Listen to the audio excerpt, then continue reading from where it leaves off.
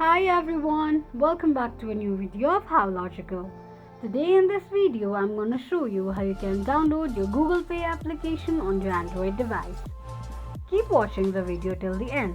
To download your Google Pay application on your Android device, firstly open your Play Store. On the search box type in Google Pay and make a search. The search results will be displayed on the screen. Click on Install button and download the application. But if the application isn't available on Google Play in your region, open your APK Payer application. On the search box, type in Google Pay and make a search. The search results will be displayed on the screen. Click on Install option on the bottom of the page. It will start the downloading process. While downloading the application, make sure that you are connected to a strong internet.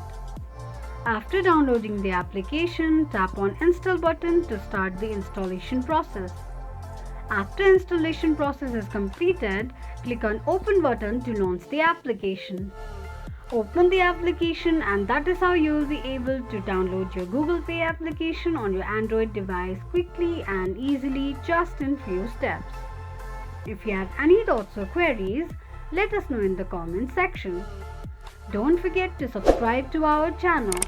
Also press the notification bell icon so that YouTube will notify you whenever we post a new video.